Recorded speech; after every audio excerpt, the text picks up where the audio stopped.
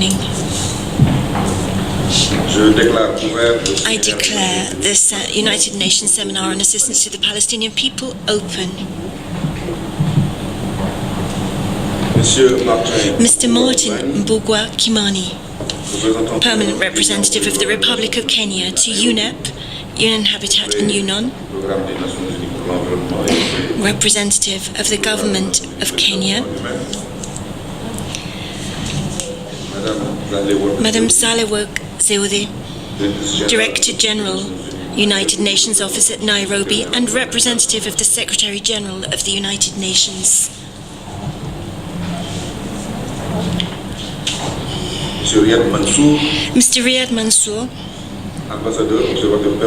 Ambassador and Permanent Observer of the State of Palestine to the United Nations, Representative of the State of Palestine, Mr. Mahmoud Abbas, Mr. Mukhisa Kituyi, Secretary General of UNCTAD, ladies and gentlemen, representatives of governments, of intergovernmental organizations, of bodies and programs of the United Nations,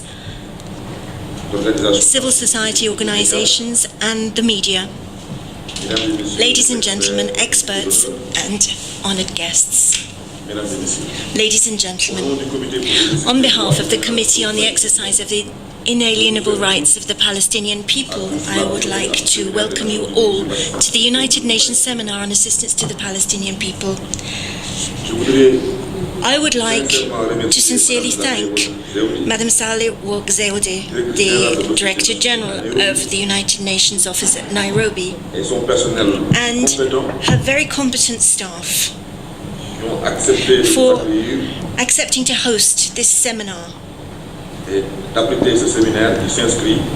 which falls within the context of a series of events organized on the occasion of the International Year of Solidarity with the Palestinian people. It is entirely appropriate to hold this seminar in Africa, which is an important region of the world which has shown great solidarity towards the Palestinian people, and where our committee has organized many events over the years. We would like to particularly thank the Kenyan government and the permanent representative of Kenya to the United Nations in New York, Mr. Macharia Kamau, who has made the journey from New York to Nairobi with us. Excellencies, ladies and gentlemen, this meeting comes at a critical moment. The last round of negotiations, which began in such a promising manner a year ago, ended in disappointment. Following the announcement of the so long-awaited constitution of the Palestinian Government of National Unity, Israel has intensified its illegal actions on the ground. Day after day, the media have been relating to us military operations heavily armed against the civilian population, which have caused the death of more than 10 Palestinians, mass arrests, the expansion of the colonies and the continuation of the block of the Gaza Strip, and this has caused a humanitarian crisis without precedent. The Israeli leaders don't make any secret of their true objective, which is to put pressure on the Palestinian population, which is a collective punishment in effect, and to bring down the Government of National Unity. And 3 bodies were found of Israelis on the 12th of June. I would like to call upon the Israeli authorities to hold back and all those concerned stakeholders so that light can be shed on these heinous crimes. I would also like to express my sympathy on behalf of the committee to the families and the loved ones of those who have lost their lives.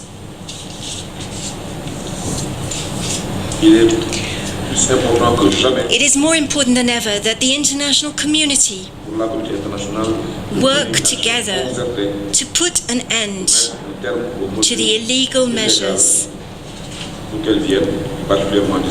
wherever they come from, and particularly from Israel, so that efforts with a view to make progress on the political process have a chance to succeed.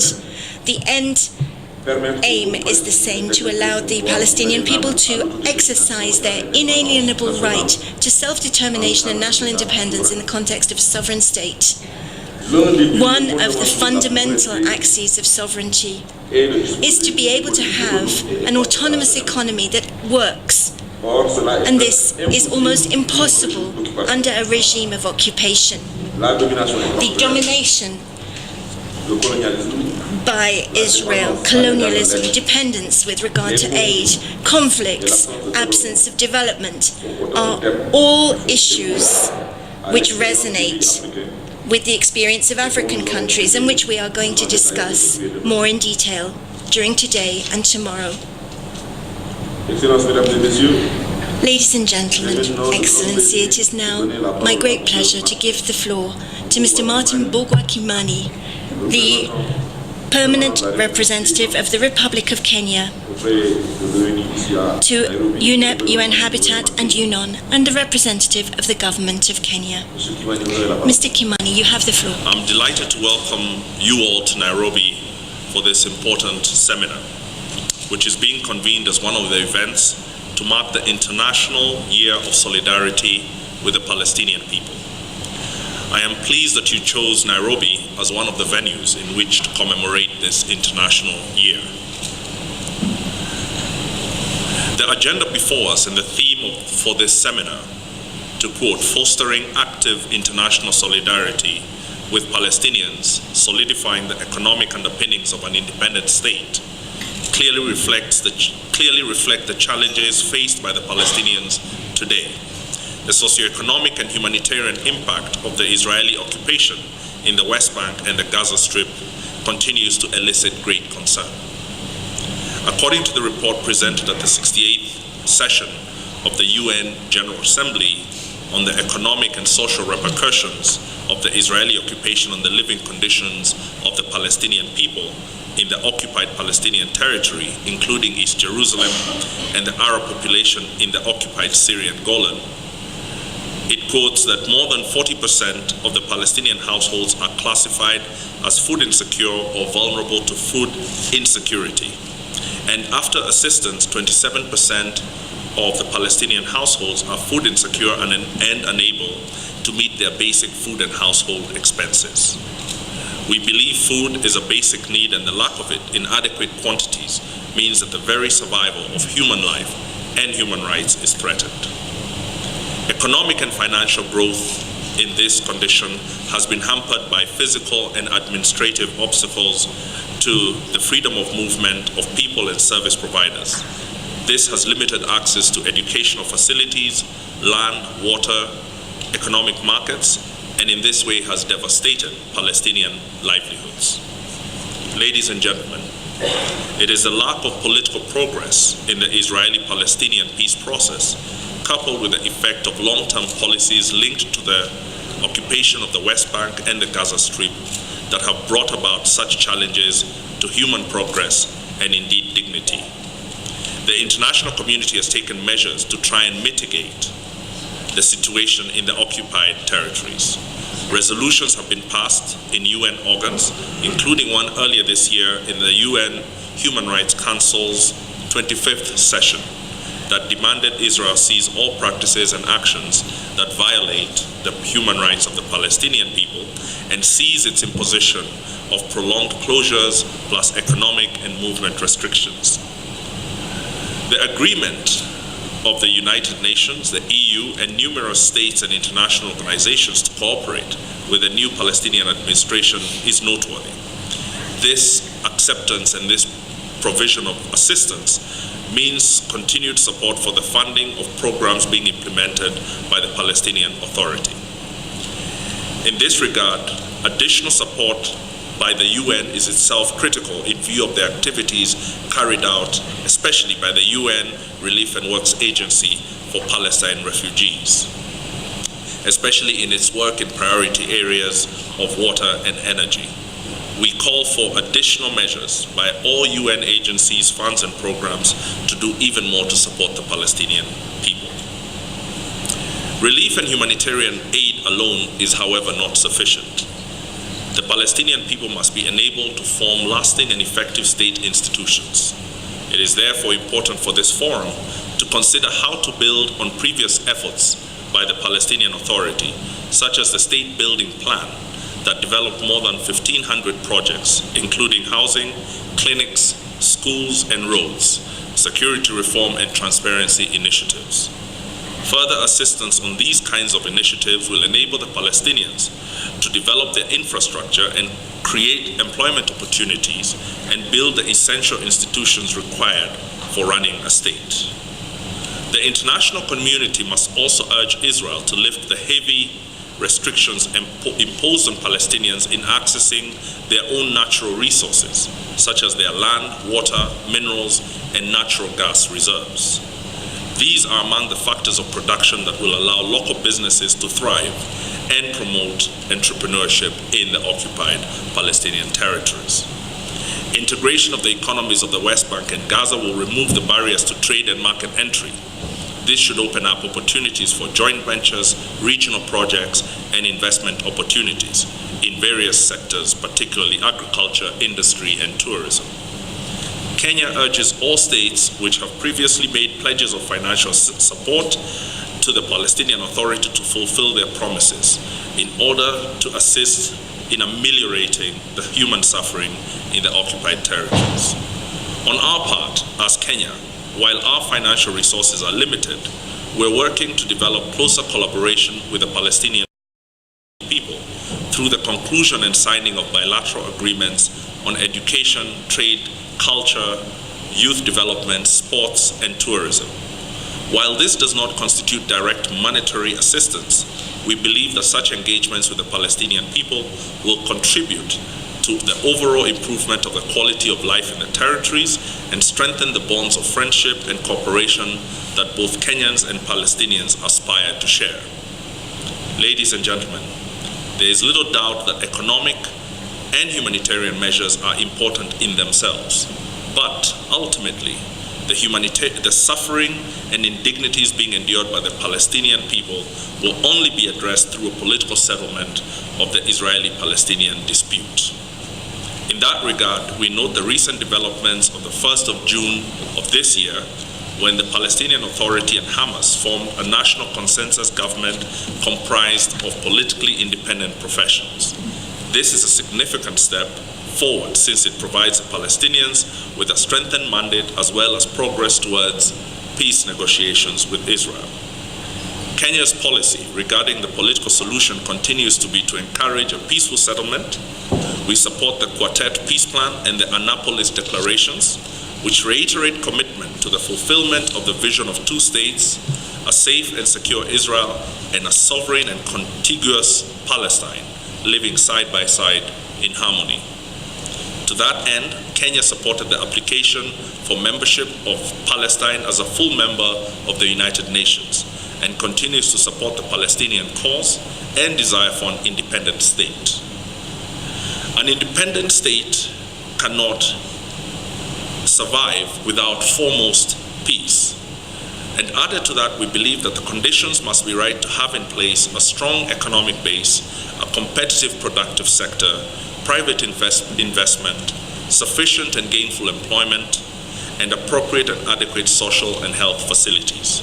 I hope that your deliberations over the next 2 days will be able to develop the long-term strategies required for the occupied Palestinian territories to enjoy sustainable economic development, promote economic growth, and self-reliance in the spirit of peace and security.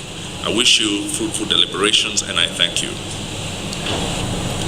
It's an honor for me to welcome you to the United Nations office at Nairobi for the United Nations seminar on assistance to the Palestinian people. I would like to express my appreciation to the Committee on the Exercise of the Inalienable Rights of the Palestinian People for organizing this seminar and for selecting UNON as the venue for this important forum. It is very fitting that UNON is hosting this event.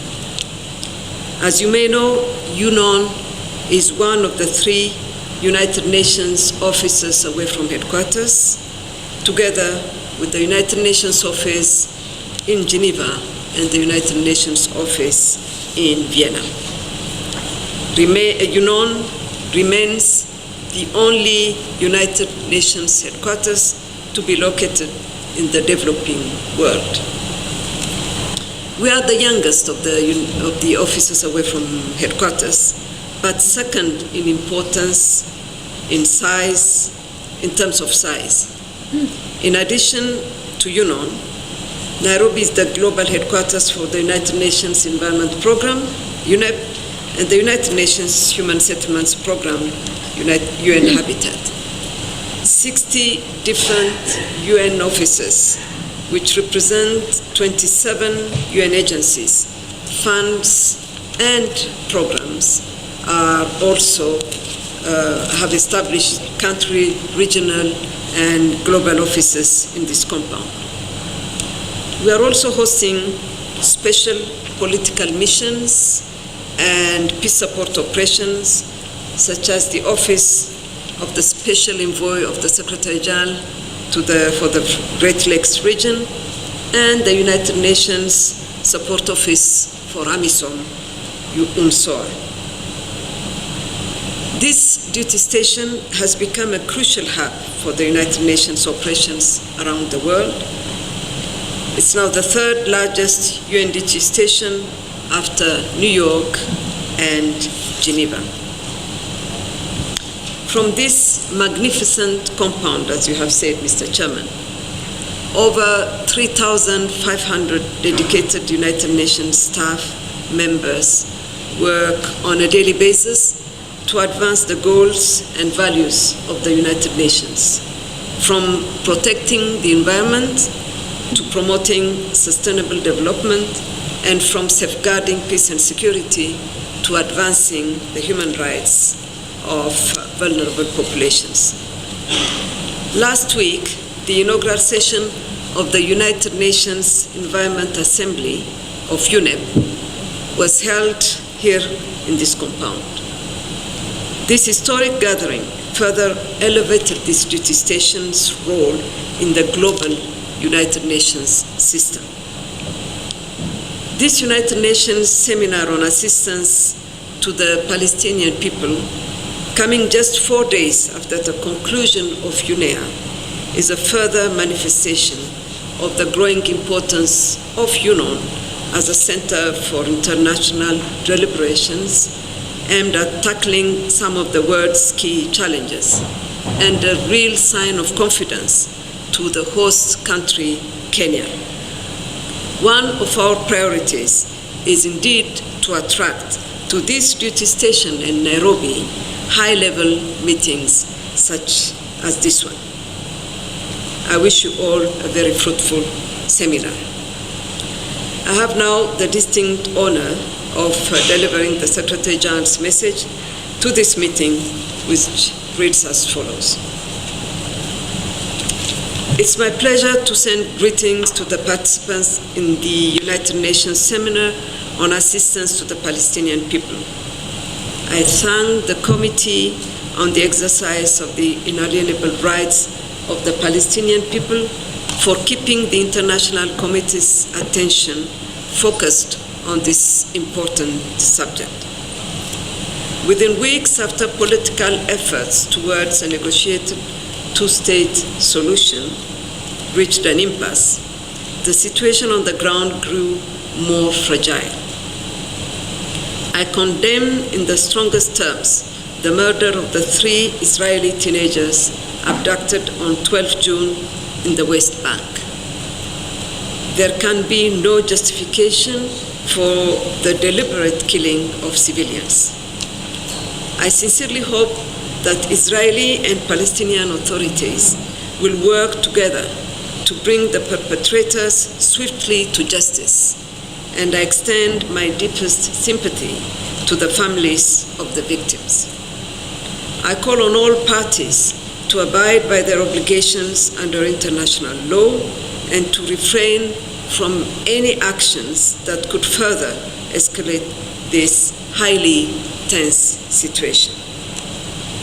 I reiterate my call for both sides to resume meaningful negotiations with international engagement and support, and to address the much-needed political horizon in order to avert further instability on the ground and to revive work towards achieving a durable peace.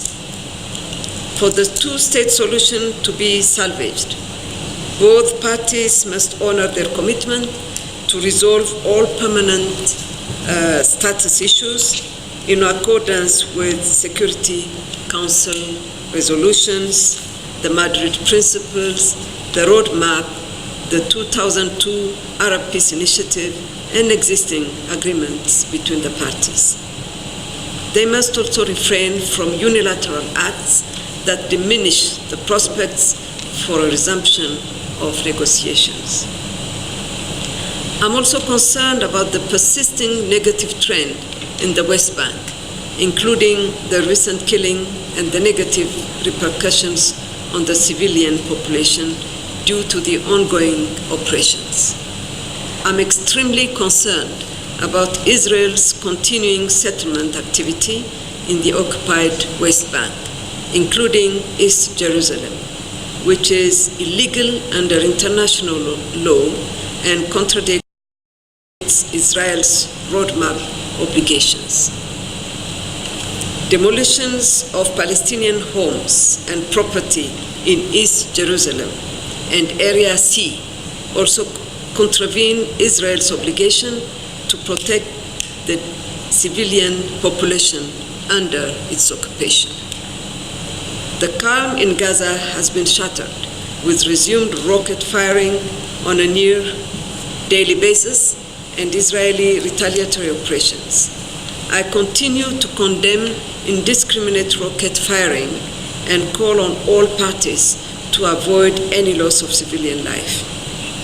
The persistent dire economic and humanitarian situation in Gaza remains of serious concern.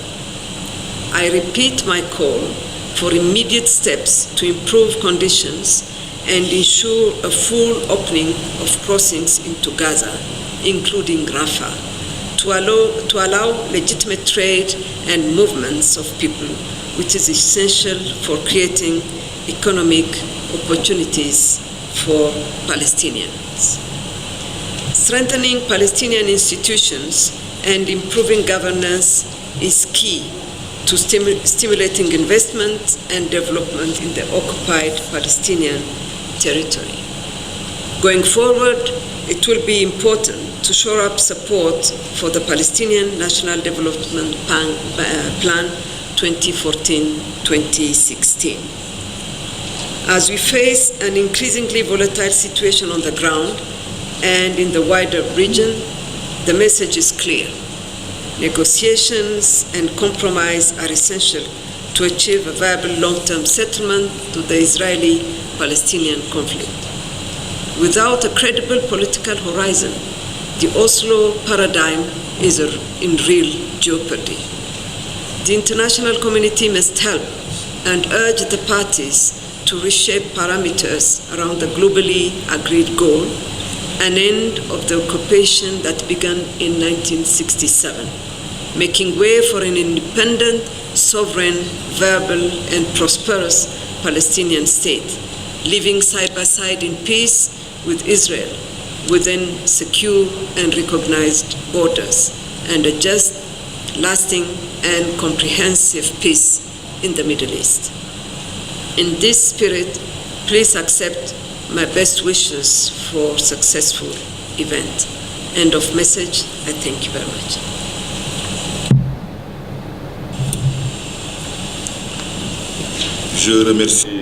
I should like to thank Mrs. Salework Zodi for that important statement, which sets the tone for the forthcoming discussions over the 2 days of our seminar. Madam, I should like you to convey to the Secretary General our appreciation for his message of support. On behalf of the committee and those participating in this seminar, I would like to express our gratitude to the staff at UNON for the warm hospitality and the support that they have given us.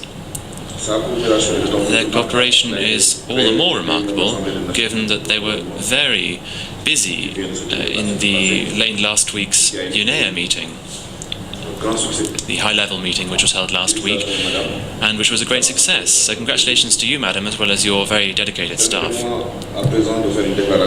Now, allow me to make a statement as President of the Committee on the Exercise of the Inalienable Rights of the Palestinian People.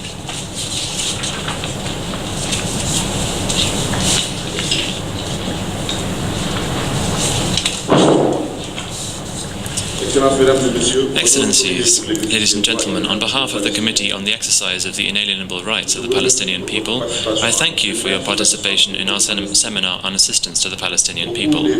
Over the course of the next 2 days, our work will focus on the theme of fostering active international solidarity with the Palestinians, solidifying the economic underpinnings of an independent state. On the 29th of November 2012, the UN General Assembly voted decisively through Resolution 6719 to grant the State of Palestine UN non-member observer status. This was a vote clearly in support of the two-state solution, in full conformity with the international consensus, which was increasing about the need to find a just solution with two sovereign independent states, Israel and Palestine, living side by side in peace and security. Since that historic occasion, we have seen a reinvigorated peace process, full of hope and promise, accelerate and then come to a disheartening halt. We in the international community have seen an unprecedented increase in settlement activity by the occupying power in the West Bank, including in East Jerusalem. There has been the continued building of the separation wall on occupied territory, in spite of the benchmark ruling 10 years ago of the International Court of Justice, which asked the General Assembly and the Security Council to bring to an end the illegal situation resulting from the construction of the wall and the associated regime. We have also been sensitive to the plight of some 5 million Palestinian refugees, whose fate continues to deteriorate, particularly in Gaza and in the camp of Yarmouk in Syria.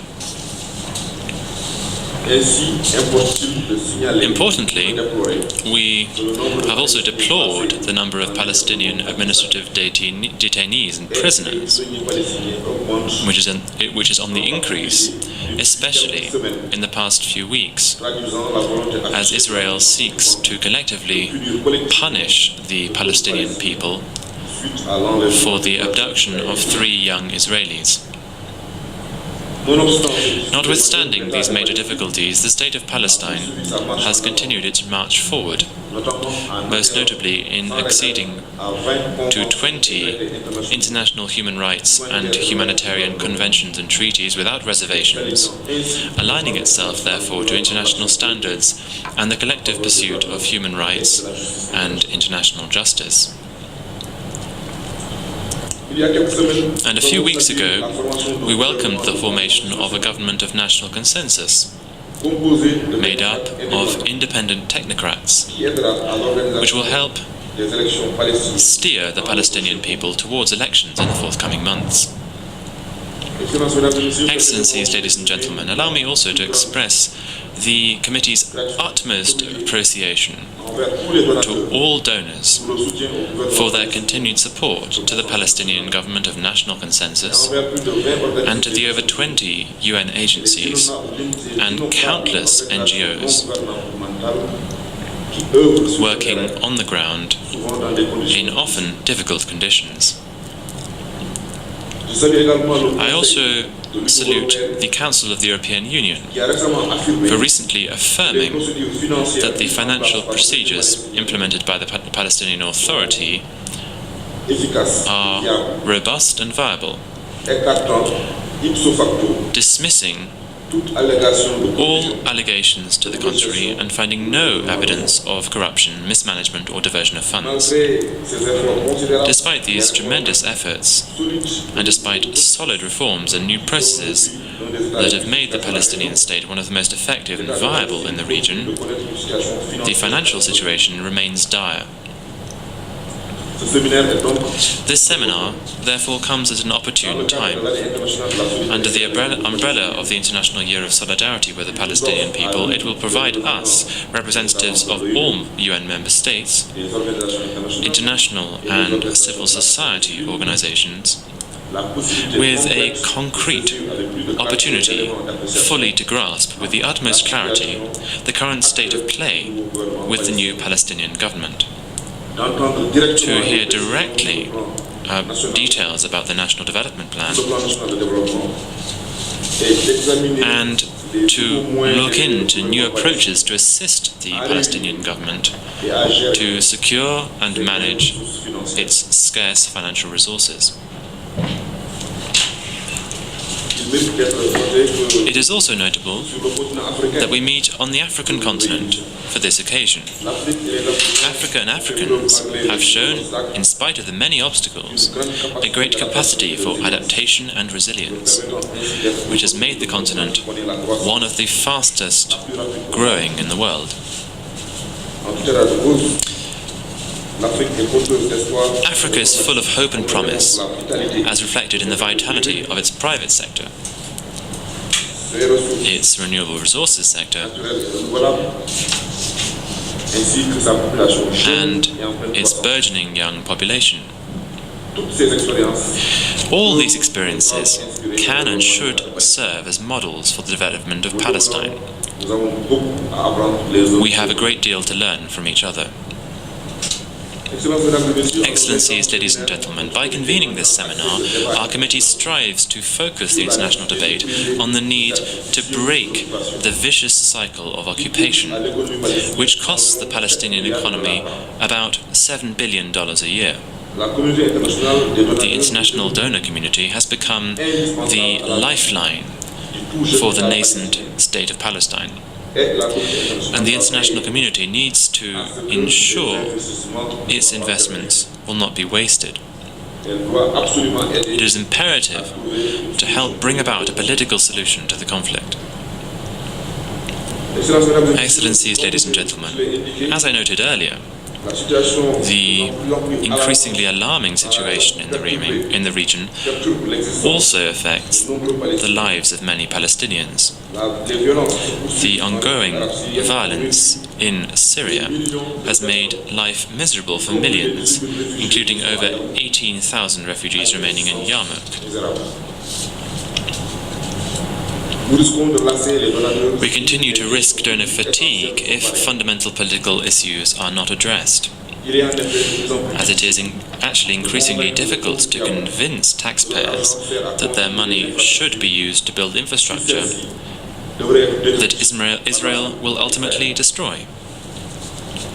Isn't it time to remind Israel of its responsibilities as the occupying power for the Palestinians, and to hold it accountable for its actions on the ground? All participants to this seminar have the responsibility to explain to their respective headquarters that the status quo is untenable. At this critical hour, both political and greater financial assistance is needed immediately for the Palestinian people. A new push is required to launch meaningful, good faith international engagement with the parties in order to restart direct negotiations immediately. International support is of fundamental importance to bolster lasting reconciliation, to strengthen Palestinian institutions, and to end the blockade of Gaza. I'm sure that our debate will be enriching, and I thank you for your attention.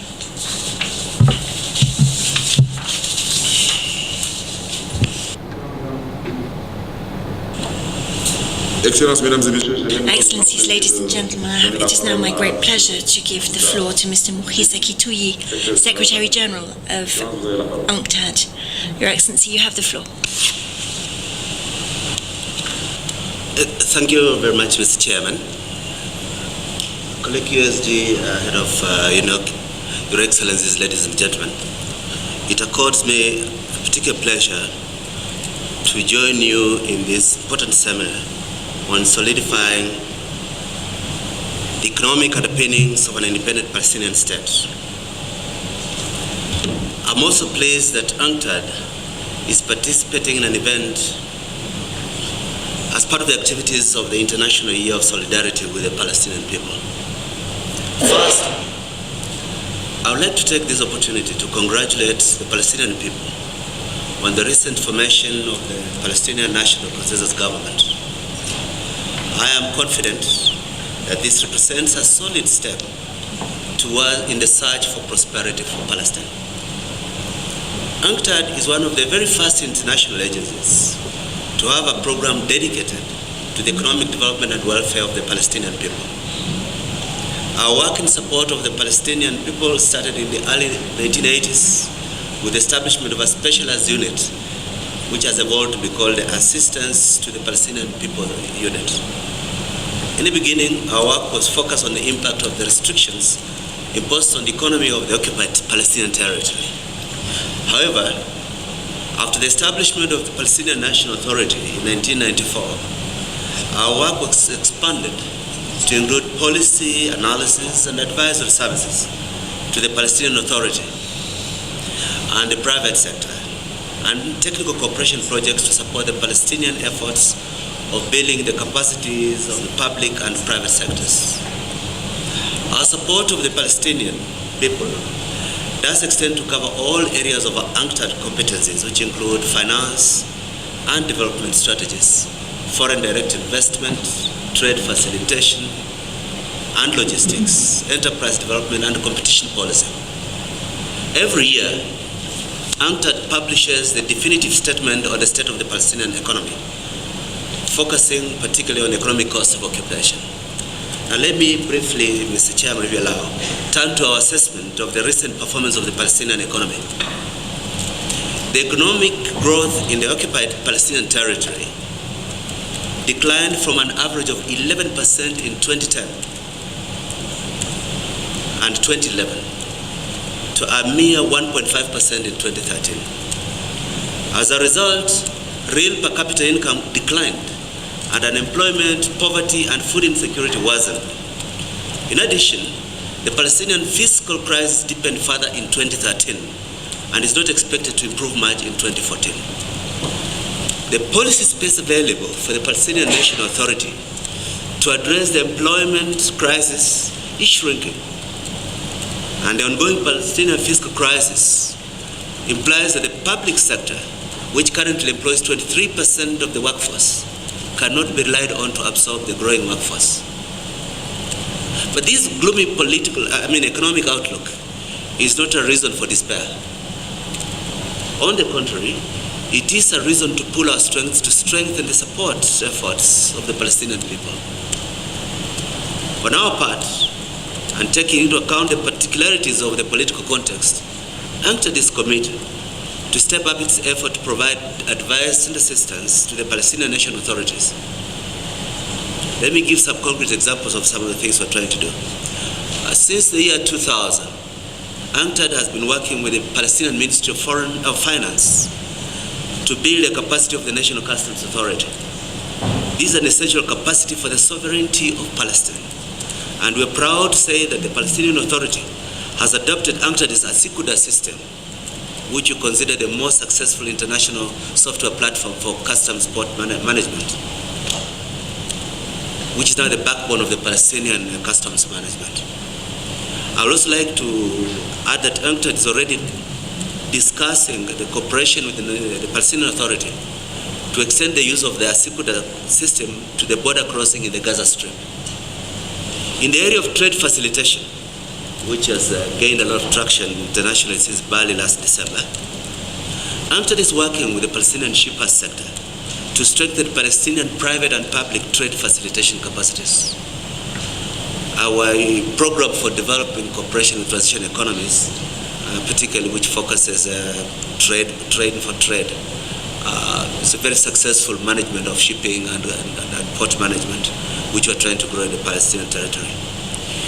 In the area of economic statistics, our cooperation with the Palestinian Central Bureau of Statistics resulted in the establishment of the Economic Analysis and Forecast Unit in the Bureau of Statistics and the production of an annual official Palestinian economic forecast. In the capacity building front, in cooperation with the UN Division for Palestinian Rights, every year we train 2 Palestinian staff from the Ministry of Foreign Affairs or the national economy on issues related to the UN system, its functions and scopes. There is one last issue that I would like to mention, and it regards financing. The temporary lack of progress in some areas should not result in donor fatigue. On the contrary, donors will need to scale up their support and not down to offset the negative economic impact of political uncertainty. It is in this context that support to the Palestinian National Authority from the international donor community is crucial today, not only to finance particular technical assistance projects, but also to mobilize the resources required for the successful implementation of the 2014-2016 National Development Plan, as well as to support the ambitious initiative for the Palestinian economy announced last year by the Office of the Quartet Representative. In concluding, I would like to stress that we at UNCTAD will continue to stand by, ready to provide any support within our mandate and our capacity to the Palestinian people to build the capacities required for the efficient management of their economy and the search for a path of economic prosperity. I wish to also mention here that over the past half year, in addition to a traditional support, I've been engaging some friendly members of the UN family for a resource additionality for purpose of expanding the financial capacity building program beyond the traditional mandate that we've been exercising. And I hope that in the coming year we should be able to scale up our partnership in this regard. Thank you very much for your attention, and I wish you very successful deliberations.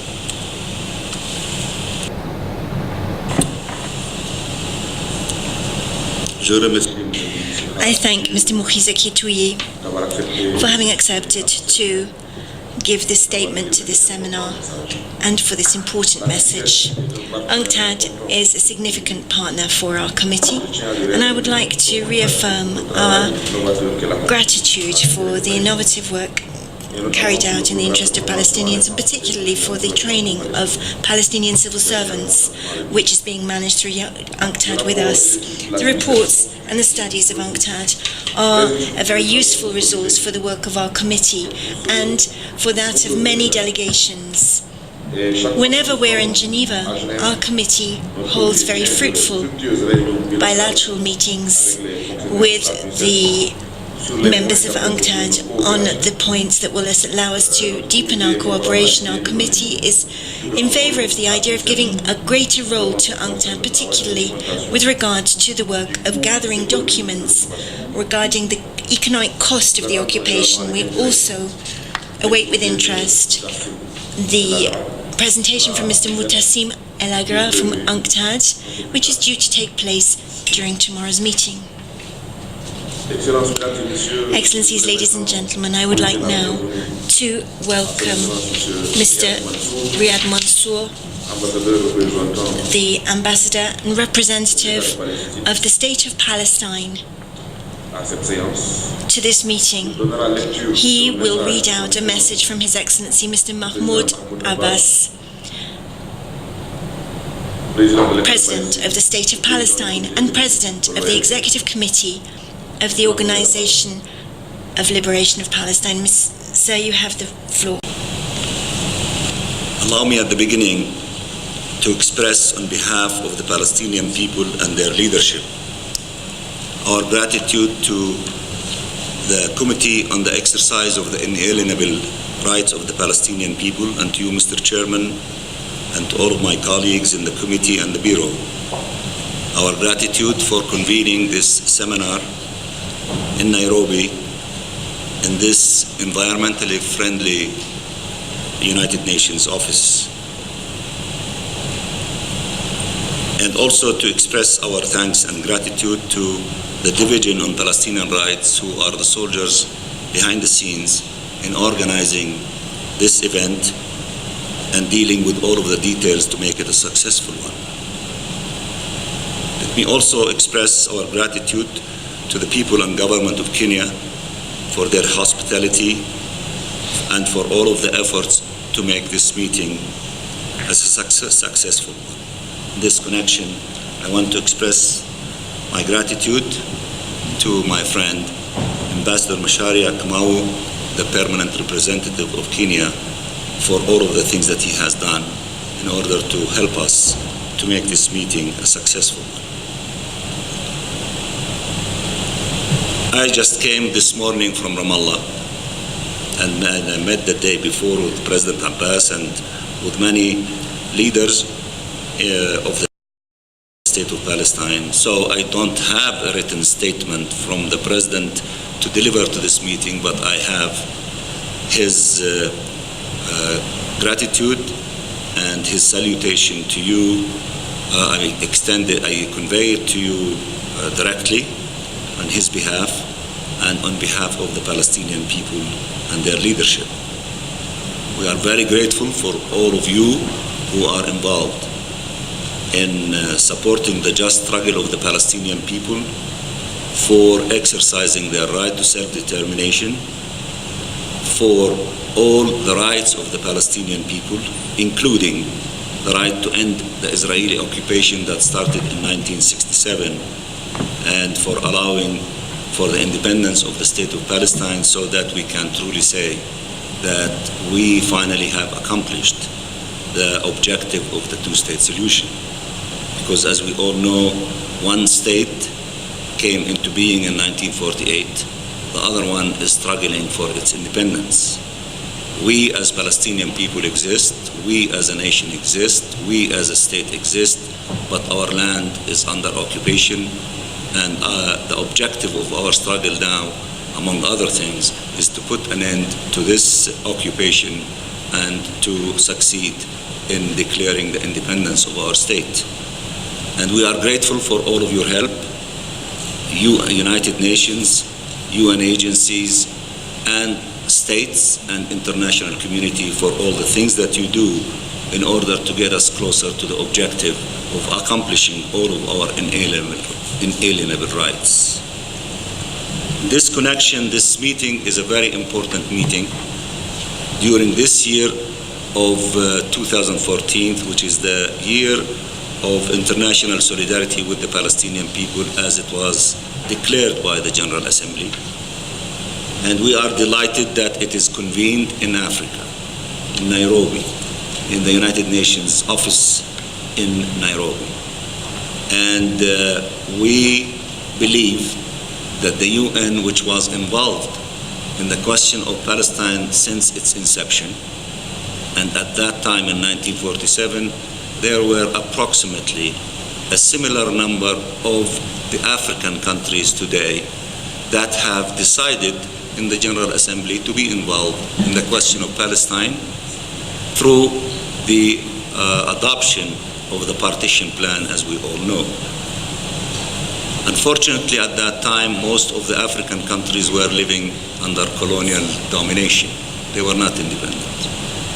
And as the United Nations in 1947 took upon itself to be involved in our question, then therefore it is the destiny of the United Nations to remain involved in our question until it is resolved from all of its aspects. The fact that we are meeting today in Africa is we are saying that Africa, as part of the international community, is a significant player in also determining justice for the Palestinian people. And they are very trusted partners since they knew firsthand from their experience what it means and how it feels to be living under colonialism and under foreign occupation and foreign domination. So we are delighted in the year 2014 that this seminar is being convened in this place in order to say that our brothers and sisters from Africa are trusted partners in this quest for helping us to get to the objective of ending this occupation. Now, as the chairman has indicated, we were involved in negotiation for 9 months, and the negotiations came to an impasse. It's a fancy word for saying that the negotiation failed. But be that as it may, one should really question the fact why negotiations did not produce the objective that we thought that it would accomplish, which is ending occupation and allowing for the independence of the State of Palestine. That is what we were supposed to be negotiating. And many people helped us in trying to accomplish that objective, including Secretary of State Kerry, whom we appreciate his very determined effort for trying to help us to reach a successful conclusion of these negotiations. But let me just put before you, how can you succeed in the objective of ending the occupation and allowing for the independence of the State of Palestine when the Israeli occupying authorities intensify their activities on the settlement front by 123%. If we negotiate, both of us, to end occupation, it means that we have to prepare our people, both sides, for the difficult decision that we have to make. On their side, that they have to prepare their population for the eventuality of withdrawing from our land and withdrawing all the illegal things that were created on our land so that we can allow for the independence of the State of Palestine. So while we are negotiating, if you intensify your settlement activities to 123% in comparison to the year before, it means that you are sending the signal to your people that colonization will be entrenched and the settlement activities will be strengthened. That is the signal that you are sending to your people. And if your activities vis-a-vis Jerusalem is making life miserable for our people in East Jerusalem, demolishing homes, expelling people from their homes, making their lives miserable, making access to religious sites and places very difficult or not accessible to everyone, then what is the message that you are sending to your people? Are you ready for making Jerusalem a capital of two states, or you're sending the message that that is only for one side and the other side does not exist? And such examples, while we were negotiating, of course this atmosphere is not an atmosphere that would lead to success. That is why we are going through impasse. Now that is also why that we are going through these very difficult times, especially during the last 3 weeks, in which we see all the things that are taking place, including killing innocent civilians, which we always, our policy and the position of our leadership, we condemn killing innocent civilians. But are the activities that we see today justify the complete, isolation of the Gaza Strip and unleashing a firepower and aggression against it as we see in these moments and for the last few days, in which last night alone 38 air raids against our people in the Gaza Strip? Does that justify killing 10 Palestinian civilians and injuring dozens of innocent Palestinian civilians? Does this justify detaining 600 Palestinians in the West Bank alone during the last 2 weeks, including 24 elected officials and many children and women? Does this justify to isolate Al-Khalil, Hebron district, the population of 800,000 in a collective punishment? These activities are not activities that will create appropriate atmosphere between people and governments to negotiate peace. So we appeal to you as an international community when you correctly say that you appeal to both sides for restraint, as the Secretary General has done so, and the government of the United States and other, what does restraint mean? We, the Palestinian side, including all parties and factions, including Hamas, are denying having anything to do with what happened to the 3 young settlers. So, from our side, we are not doing anything, and nobody is engaging in any activities for the last 3 weeks. What is happening on the other side?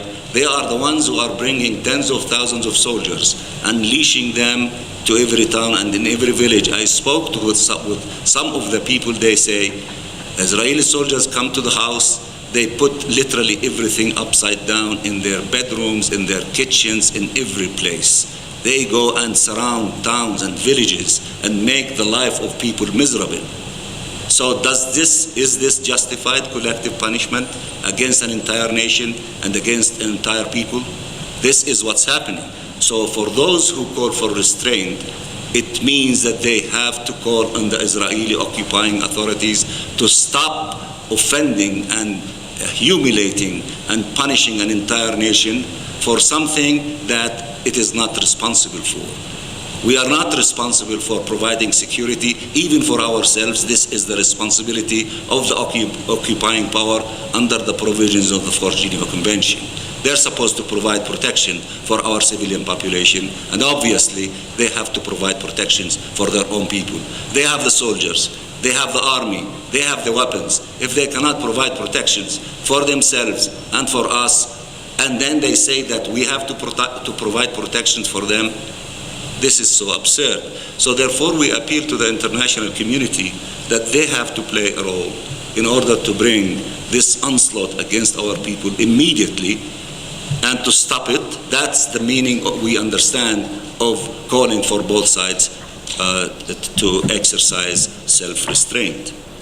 Now, for us, if we just keep saying we appeal to Israel, if we just keep saying we expect Israel, to abide by its obligation and international law, all of us, we've been saying that for too many years, including all of us say that settlements are illegal and we call on Israel to stop settlement activities. Put yourself in the position of the Israeli occupying authority. If the entire world is calling on them to stop settlement activities because they are illegal and obstacle to peace and there are no consequences, why should they listen to all of us? And we would be mistaken if we continue calling, and we've been calling for tens of years, and we have not received the results that we want. And if we continue on the same path, we would be mistaken if we think that the results will be different than the results we have encountered all along.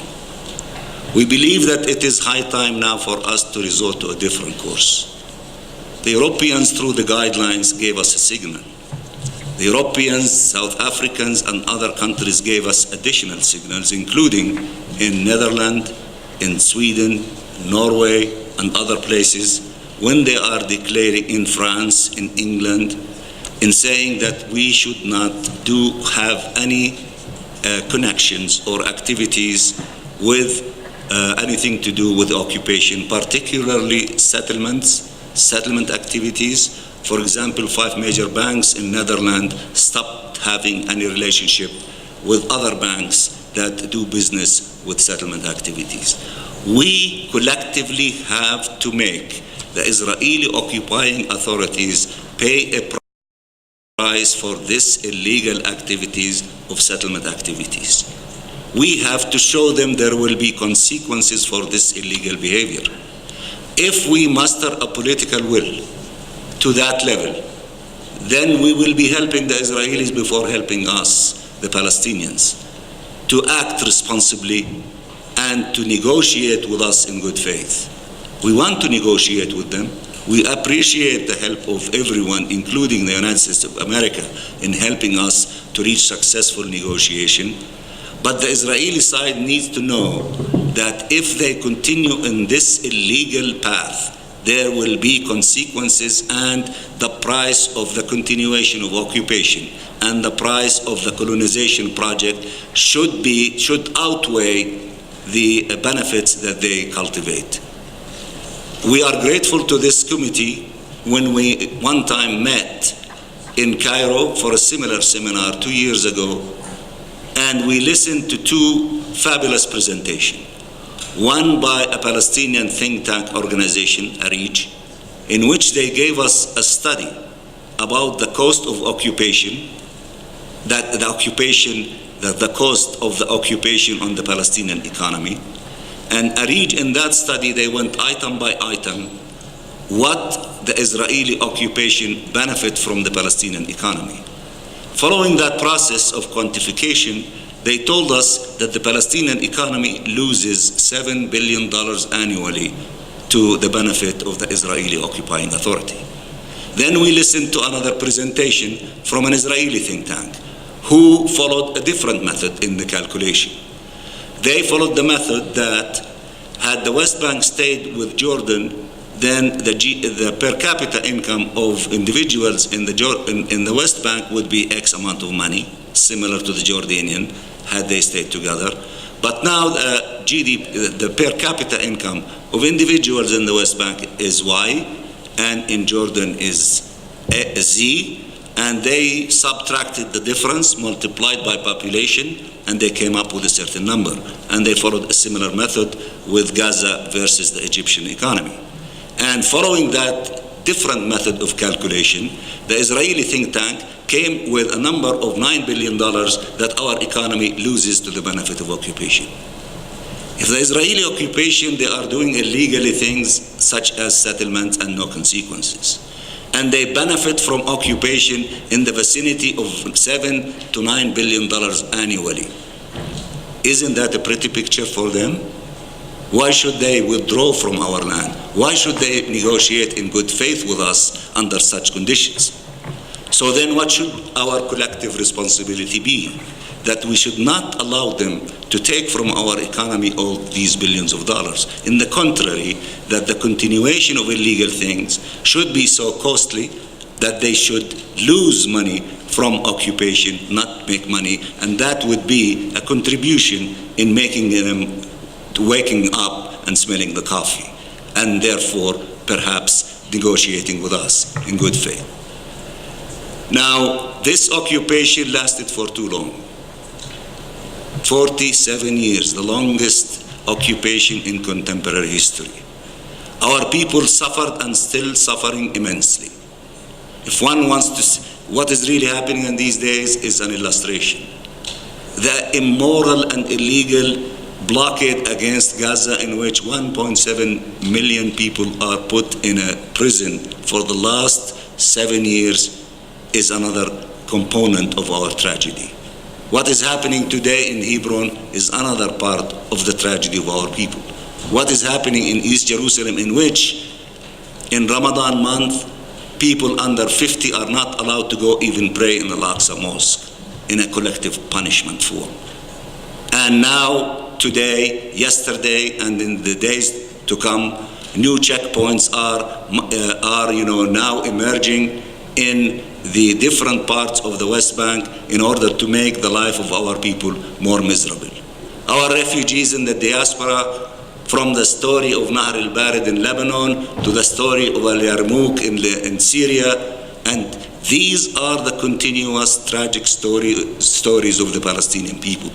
We are at the suffering end of this occupation and this crisis and conflict between us and the Israelis.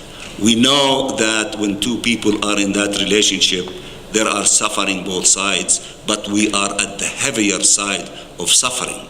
And in Africa, this message, you know it well. You know it more than anybody else. In South Africa, the suffering of the black South Africans during the time of apartheid was so immenseful, and that was well known to everyone.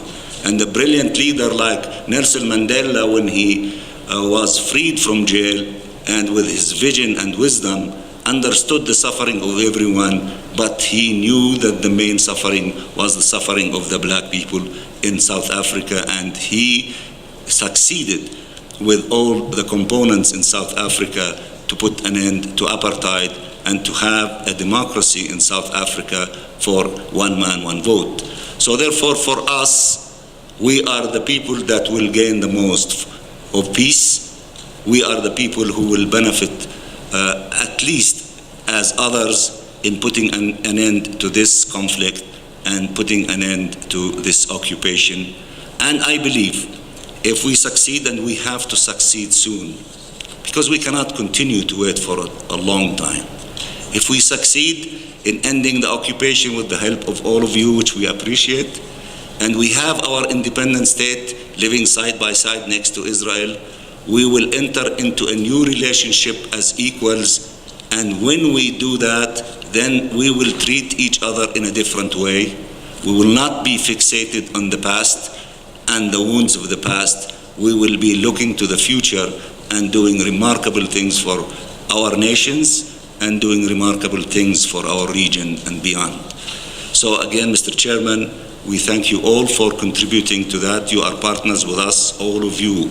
We need each and every one of you, and you will not rest, and we will not rest until we accomplish justice for the Palestinian people, and we thank you for that. That is the message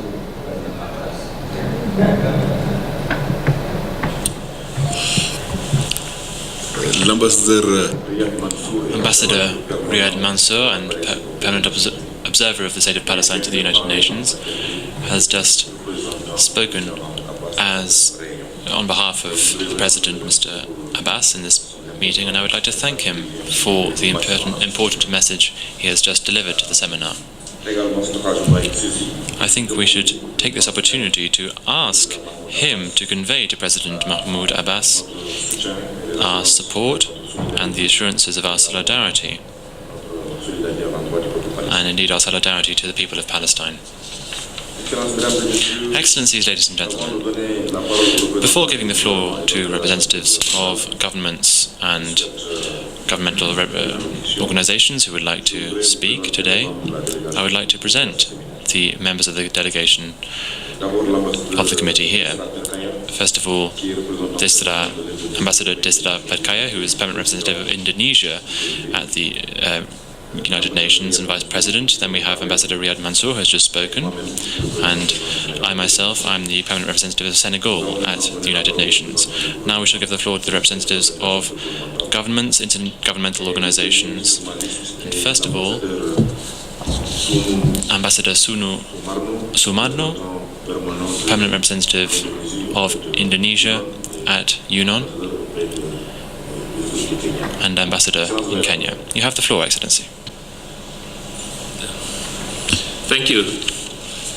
Excellencies, the Director General of UNON, Excellencies, Chairman of the Committee, the Secretary General of UNCTAD, Excellencies, colleagues. Let me begin by commending the United Nations Committee on the Exercise of the Inalienable Rights of the Palestinian People for convening this seminar on assistance to the Palestinian people. I would also like to recognize the support extended by the government of the Republic of Kenya in the organization of this seminar. Excellencies, Indonesia is a prime proponent of an independent state of Palestine, with East Jerusalem as its capital, and of support and advocacy for preparing the Palestinian people for that eventuality.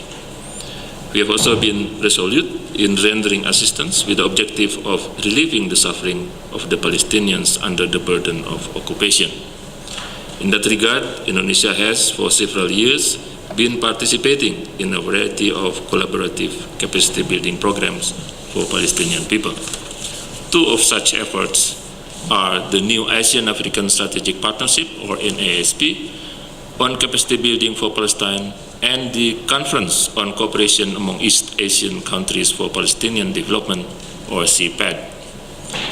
The NASP, under the co-chairmanship of Indonesia and South Africa, initiated the NASP Capacity Building Program for Palestine in 2008. The program has an objective of enabling countries in the Asian and African regions to commit and deliver capacity building assistance for Palestinian people. I have a great pleasure to inform you that under this program, Indonesia trained more than 1,200 Palestinians during the period of 2008-2013. Stressing the need for continuing this assistance, Indonesia and South Africa have recently recommended that the capacity building program for Palestine be extended to 2019. Excellencies, turning now to CPAD, Indonesia last March convened the second CPAD, which we co-chaired with Japan. For Indonesia, CPAD is to complement our efforts under NASP, as well as to tap the capacities of East Asian countries for helping Palestine in its capacity building program. It is therefore heartening to note that the second CPAD has generated pledges from more East Asian countries, as well as from the Islamic Development Bank. Indonesia herself has committed assistance in certain key areas, such as agriculture, tourism, SMEs development, and information and communication technology. Indonesia has also encouraged private sectors to play a more pivotal role in Palestine's capacity building program. We are convinced that private sector's involvement will help stimulate the development of Palestine's business community and expand its network to the globalized world. In short, Excellencies, Indonesia is of the view that providing assistance to the Palestinian people in order to alleviate their suffering and prepare them for statehood must go together with our political support. Therefore, we again encourage all friends of Palestine to take the necessary initiatives in this matter. Before concluding my remarks, Excellencies, I should not fail to highlight the point that this seminar is being convened amidst a worsening of situation in the occupied Palestinian territory, following the large-scale military operation conducted by Israel against the Palestinian people. Indonesia condemns strongly this military operation, which is conducted in violation of international humanitarian and human rights laws. We demand that Israel stop this military operation and respect its international obligations as the occupying power. To conclude, Excellencies, I would like to recall the decision of the United Nations General Assembly to dedicate the year 2014 as the International Year of Solidarity with the Palestinian people. It is our fervent hope that Palestinian people will soon find an end to the denial of their basic human rights. To that end, no option exists other than ending the Israeli occupation and delivering what is inalienable to the Palestinian people, the right to self-determination. Let us use this opportunity to solidify our solidarity towards Palestinian people and to strengthen our commitment to turn that solidarity into concrete actions. Thank you, Excellency. And I would like to underline two important points that he mentioned in his speech. First of all, technical assistance concerning the training of Palestinians that is being offered to the Palestinian state, first of all. But secondly, you also underlined economic and financial support, which you mobilized during the Jakarta conference, which was co-chaired by Indonesia and Japan, and you mobilized an enormous amount of economic support for the state of Palestine there. So technical support, economic and financial support, but also political and diplomatic support. All of those together, which means that our committee has acknowledged the key role played by Indonesia, and we have also looked positively at its political support, given the fact that we have the ambassador here in our committee. She is a member of our committee, so we clearly view your country as a key player in helping us in our work. Now I have the pleasure of giving the floor to His Excellency Mr. Mohamed Gueye, the ambassador of Senegal in Kenya, an ambassador in Nairobi. You have the floor, sir. Thank you very much indeed, Chairman, Excellencies, Dr. Kimani, Permanent Representative of the Republic of Kenya to UNON, and representative of the Government of Kenya here, Mrs. Salawork, Mrs. Zioda, Director General of UNON and representative of the Secretary General of the United Nations, Excellencies, ladies and gentlemen, distinguished representatives. It is with a great deal of pleasure that I am here today with you in order to take part in this important debate on an important issue, namely the assistance provided to the Palestinian people. We should remember that since it was established in 1945, the UN has resolutely been committed to creating the necessary conditions for a fair, sustainable and lasting solution to the differences between Israel and Palestine. This is the reason why I would like, at this part of my speech to congratulate the Secretary General of the United Nations, His Excellency Mr. Ban Ki-moon, for all the measures and the initiatives that he has taken in order to preserve peace and security internationally, generally, and also to take part in the quest for a fair solution to the issue in Palestine. Excellencies, ladies and gentlemen, since its implementation on the 10th of November 1975, the Committee for the Exercise of the Inalienable Rights of the Palestinian People has also assumed the mandate that was given by the General Assembly with a high sense of its responsibilities and a permanent wish for efficiency. Our meeting today is a testament to that. The committee has been involved in the organization in all regions of the world, and it has to be underlined, many international meetings devoted to the Palestinian issue. These meetings have had the effective participation of eminent persons at the political and scientific level, representatives of governments and international parliamentary organizations and members of international civil society. I would therefore like to take the opportunity that is given to me today to really highlight and underscore the work that has been done, which will certainly lead the international community to becoming more aware about the key principles underpinning the Palestinian issue, the hindrances to peace, as well as the need to reach a fair, equitable solution which will allow for Palestine's self-determination. All these efforts must be seen through creating a free and independent Palestinian state according to the 1967 borders with East Jerusalem as its capital. Ladies and gentlemen, the situation which prevails in the current area is a source of great concern for all those in favor of lasting peace in the Middle East.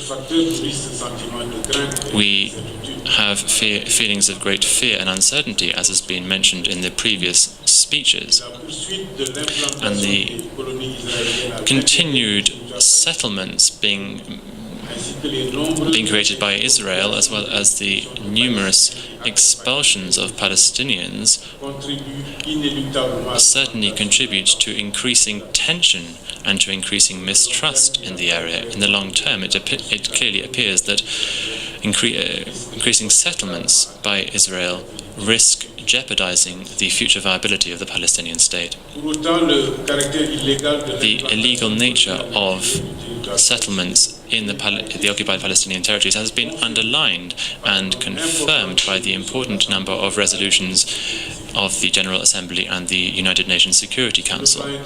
At the international level, most actors are appealing for the complete cessation of these actions which flout international law in order to give a real chance for peace based on the two-state solution. The protection of civilian populations is also one of the most important aspects of the management of this crisis.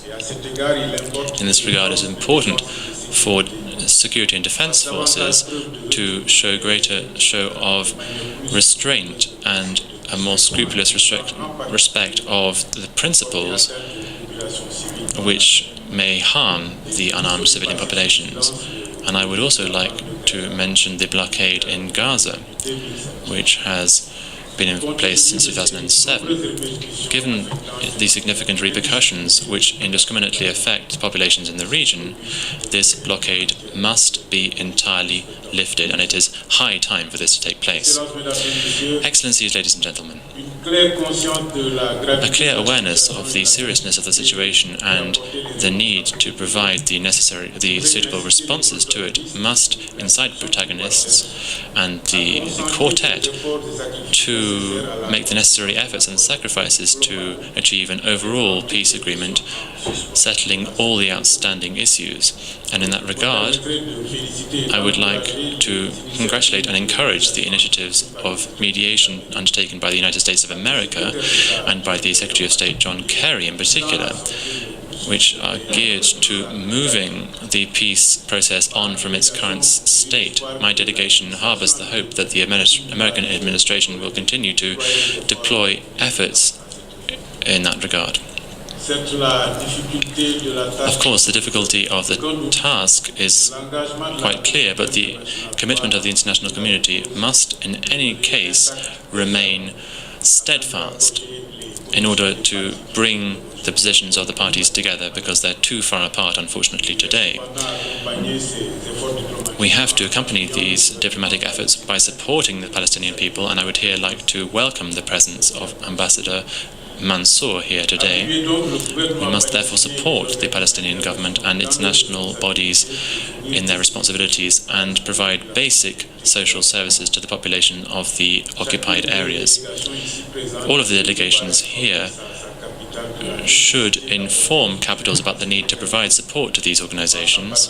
And I'm thinking in particular about the Office of Support for the work of support provided to Palestinian refugees, which manages schools, hospitals, and other basic social infrastructure on a daily basis. Before concluding, I should like also to welcome the signing on the 23rd of April 2014 of the Agreement of Inter-Palestinian Reconciliation, and I would like to encourage the Palestinian people to strengthen their cohesion, which we think is a guarantee of success and stability for the Palestinian state. In any case, mindful and sensitive to the legitimacy of the cause of the Palestinian people, Senegal, my country, will continue to provide its support to the effective realization of a fair and lasting peace, which will allow the Israeli and Palestinian peoples to live side by side in peace and in security. Thank you so much for your attention. I would like to thank Ambassador Momagé for his speech. It is reassuring to hear the fact that he reiterates Senegal's commitment for the cause in Palestine. Your country has played a significant role in that regard already, and we in the committee, we think that within the African Union, Senegal should continue to play its role in making other states aware of the situation and to reinforce the support of this continent to the Palestinian cause. Thank you so much for what you said, Ambassador. Is there a delegation which would like to make a statement at this point? The League of Arab States, you have the UN. I would like, on behalf of the Secretary General of the League of Arab States, Ms. Dr. Erabi, I would like to pay homage and express our appreciation to everybody here. I would like to pay tribute to the fact that this important seminar is being held to support the Palestinian people. This falls within the framework of the International Year of Solidarity with the Palestinian people. I would also like to pay tribute and express our appreciation to the people and government of Kenya for hosting this seminar in Nairobi, which is being held in a difficult situation and a very complex situation which besets Palestine, given the continued Israeli occupation of Arab and Palestinian territories, the continued violence of the situation, and the position which go against the Palestinian cause are clear. And this continued violation, the imposition of the blockade in Gaza, and the continuation of this atrocious policy against Palestinian civilians, the detention of civilians and massive punishments, all represent the interests of Israel completely flying in the face of international resolutions, and this is a challenge for the international community.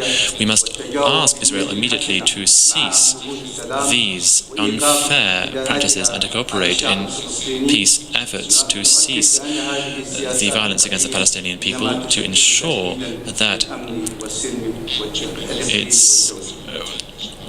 they know that their policy is a threat to international peace and security.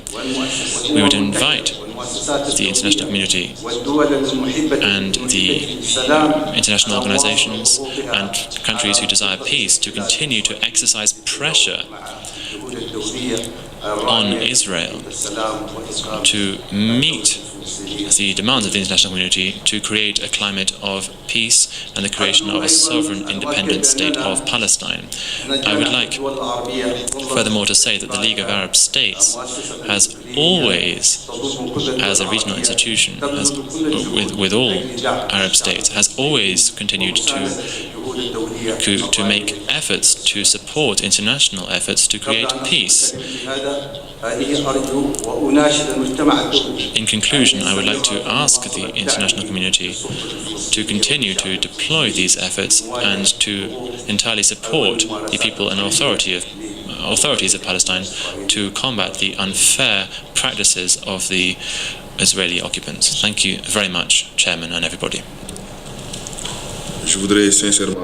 I would like to thank Ambassador Mabrouk for his statement. He was representing the League of Arab States in Nairobi.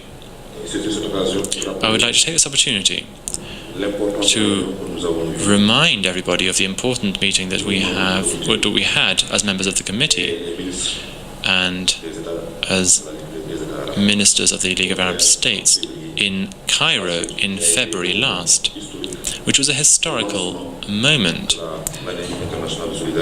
to launch the International Year of Solidarity with the Palestinian people. In this meeting, important decisions were taken, in particular regarding the effective and practical support given to the Palestinian state by Arab states. So I should once again like to thank you for your speech.